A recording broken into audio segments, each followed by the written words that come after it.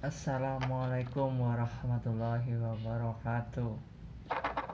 Alhamdulillah, pada kesempatan ini saya ingin menyampaikan berbagi ilmu, dan semoga ilmu ini dapat bermanfaat untuk semuanya. Sebelum kita membahas ilmu, mari kita ucapkan sholawat kepada junjungan Nabi kita Muhammad SAW dan para nabi-nabi sebelumnya dan para kekasih-kekasih Allah Subhanahu wa taala. Bismillahirrahmanirrahim. Allahumma shalli ala sayyidina Muhammad wa ala ali sayyidina Muhammad. Allahumma shalli ala sayyidina Ibrahim wa ala ali sayyidina Ibrahim. Alhamdulillahirabbil alamin. Semoga Allah menyampaikan shalawat kita kepada para kekasihnya Allah Ta'ala, yaitu Nabi Muhammad SAW dan Nabi Ibrahim alaihissalam. Pada kesempatan ini saya ingin membahas tentang kehidupan, yaitu ketenangan, kehidupan yang tenang. Pada kesempatan ini, dalam hidup ini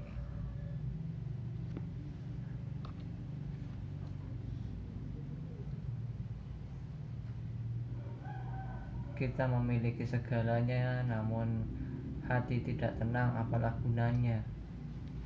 Bahkan seenaknya ganja pun, senikmatnya ganja pun atau uang yang banyak, itu tidak ada kenikmatan sama sekali ketika hati kita tidak tenang. Kita memiliki segalanya, namun hati kita tidak tenang, apalah gunanya. Pada kesempatan ini saya ingin membahas tentang ketenangan hidup. Apa sih ketenangan? Bagaimana sih cara mendapatkannya? Dan apa sih efeknya, ya kan? Mari kita sebelumnya kita udut dulu kalau orang Jawa.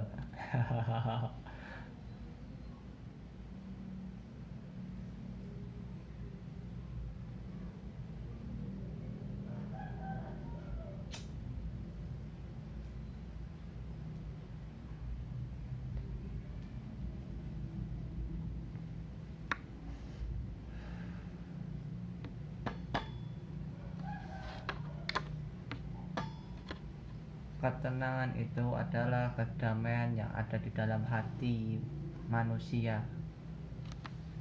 Dan setiap manusia memiliki ketenangan dan kedamaiannya yang berbeda-beda, atau kedaulatannya yang berbeda-beda. Bagaimana sih ketenangan itu?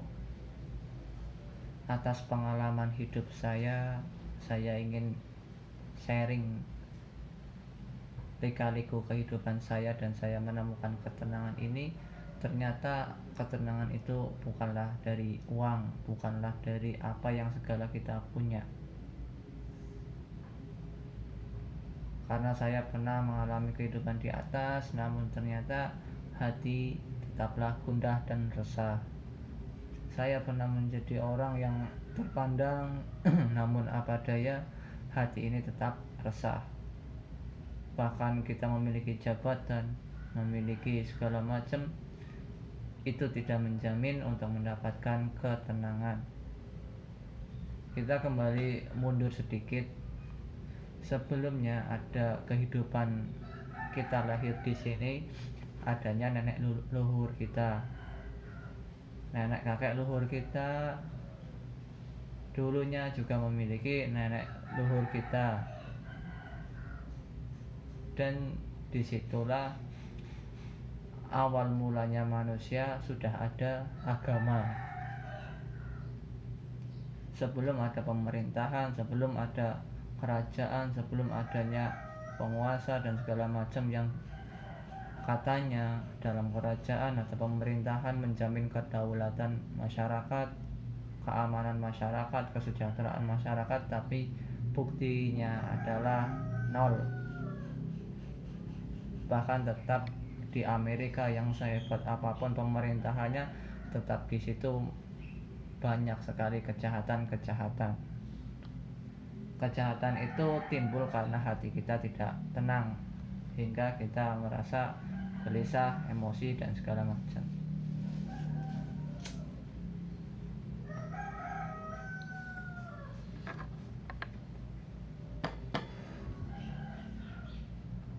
Ternyata saya mempelajari dalam hidup saya sendiri, lika-liku kehidupan. Saya merasa dahulu menginginkan uang yang banyak, dan saya yakin di situ mendapatkan ketenangan, ternyata adalah nol. Ketika pada puncaknya saya mendapatkan segala keinginan hajat saya, ternyata hati saya masih gelisah.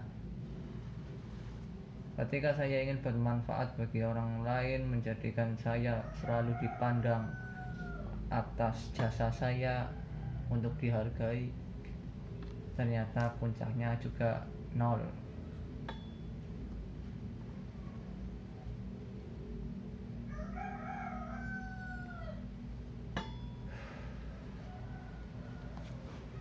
Apapun itu, selama tujuannya kita untuk dunia, saya yakin 100%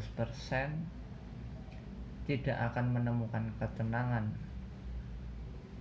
Apapun hajatnya, apapun bentuknya, selama keinginan itu untuk dunia, tidak akan menemukan ketenangan. Karena pada hakikatnya manusia itu diciptakan untuk apa sih? Kita ada itu untuk apa? Kan kita harus tahu diri dulu. Sebelum kita menginginkan pekerjaan, sebelum kita menginginkan keinginan diri kita sendiri, kita harus tahu diri sendiri. Dan di situ, jika mengenal diri sendiri, pasti akan mengenal Tuhannya.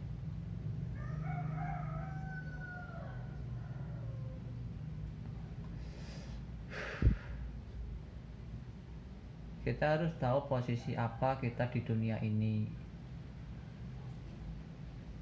Yang selama ini kita dilahirkan dari keluarga apa, nah itu posisi Anda.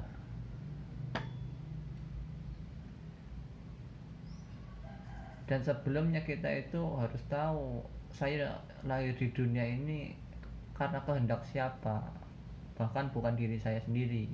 Saya tidak bisa memilih dari keluarga yang seperti ini, seperti itu pun saya tidak memiliki kehendak apapun. Saya tiba-tiba dilahirkan di keluarga A, dan saya menikah dengan keluarga B, dan saya menjadi keluarga sendiri C, dan seterusnya. Saya hanya bisa menjalani kehidupan ini bukan atas kehendak saya.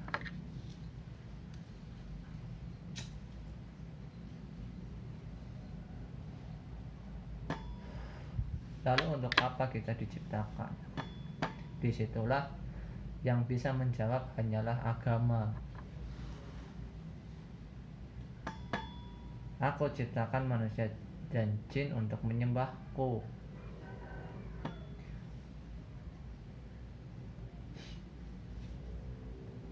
Lalu melalui peradaban-peradaban yang sangat panjang, hingga dulunya penguasa kerajaan sampai ke sekarang pemerintahan, kita merasa hidup kita adalah atas kehendak diri sendiri dan menentukan sendiri.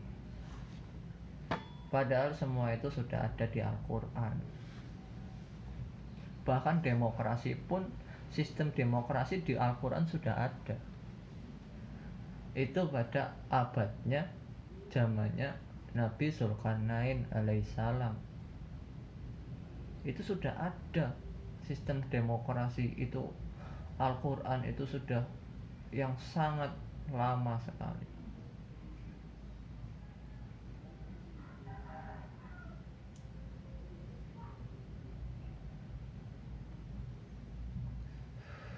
apalagi kerajaan dan penguasa itu banyak sekali, Fir'aun dan segala macam ya.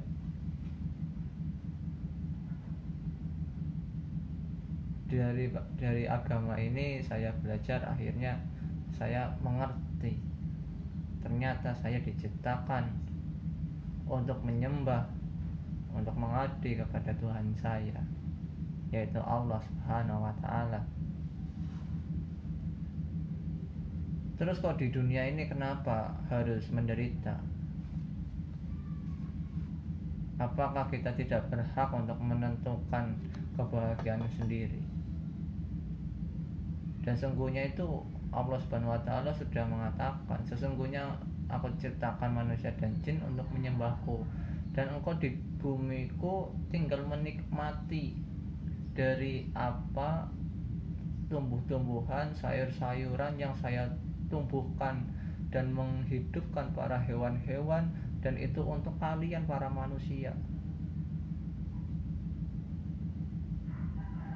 Itu kita tinggal menikmati dan kita menyembah. Tapi karena keegoisan diri kita sendiri, inginnya kita dengan metode kita, yaitu membangun istana, akhirnya apa? Akhirnya merusak alam, akhirnya menebang hutan secara liar. Kita rusak yang namanya rahmatan lil alamin itu atas keegoisan manusia itu sendiri.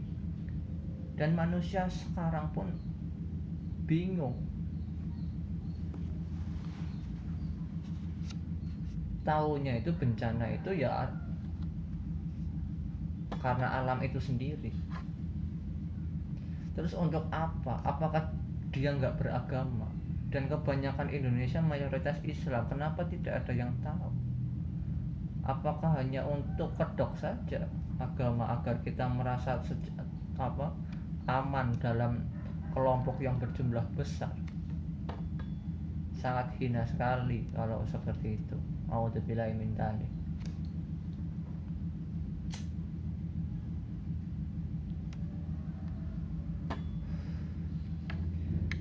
Kita menderita sebenarnya tidak. Kita cuma disuruh menikmati dan mengabdi kepada Tuhan kita dengan menjalankan segala perintahnya. Menderita ataupun bahagia terserah Allah Subhanahu wa Ta'ala, dan kita cuma berharap kepada janjinya. Karena pada penghujung kita berdebat apapun adalah kematian itu bukti nyata yang setiap hari kita sering mendengar, innalillahi wa inna ilaihi raji'un, dari Allah dan kembali kepada Allah. Jadi kematian itu sebetulnya bukanlah akhir, tapi itu adalah sebuah proses seperti halnya kupu-kupu yang dulunya adalah pengrusak ulat, menjadi kepompong, menjadi kupu-kupu. Itu sebuah proses perubahan wujud. Tapi sebenarnya ulat itu tidak mati, tapi berubah wujud. Sama halnya kita mati, masuk ke kuburan, nanti akan dimurnikan dengan wujud ruh, nur cahaya, hingga kita tergantung amal kebaikan kita, tergantung semasa hidup kita di dunia yang akan mendapati janjinya Allah Subhanahu wa Ta'ala. Kalau baik ya Allah menjanjikan surga, kalau buruk ya Allah menjanjikan neraka. Sebetulnya simpel sekali, sangat-sangat simpel. Tapi memang Allah Subhanahu wa Ta'ala maha penderma ya.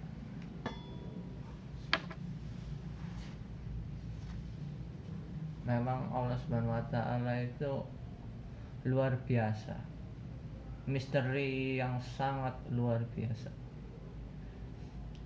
Manusia yang diciptakan dari rahim ibu, keluarlah anak, dan kita harus menemukan jati diri kita sendiri. Dan sebetulnya itu kita setiap hari selalu dibimbing oleh Allah SWT.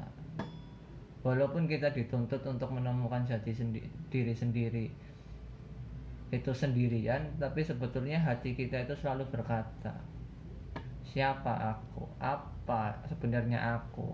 Hati kita selalu ini, tapi manusia itu kebanyakan ya tuli. Al-Quran mengatakan manusia itu tuli, mereka tidak mau mendengarkanku, dan mereka sungguh dolim, ya kan. Itu sangat luar biasa proses kehidupan ini, dengan sesosok pembimbing yang tidak terlihat wujudnya, tapi sebetulnya setiap hari kita hidup adalah dengan rasa, bukan dengan jasad, bukan dengan pikiran.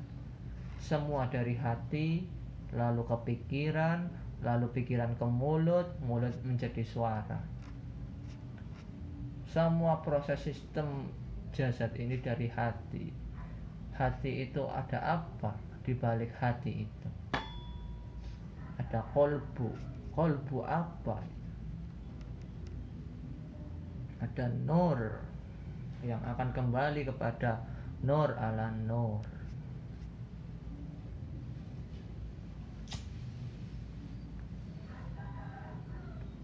Sebenarnya hidup ini tidak ada yang menderita, hanya kita saja yang tidak sabaran. Makanya Allah Subhanahu wa ta'ala mengatakan, sesungguhnya aku beserta hambaku yang sabar dan sholat.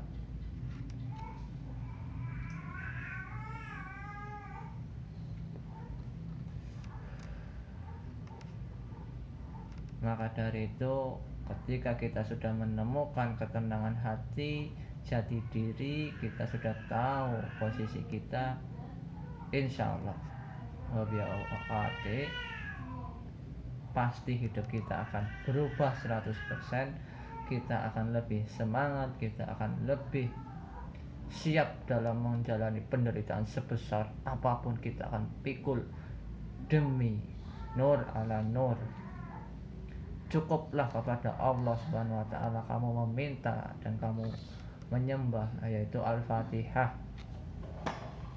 Hanya kepadamu aku meminta dan hanya padamu aku menyembah.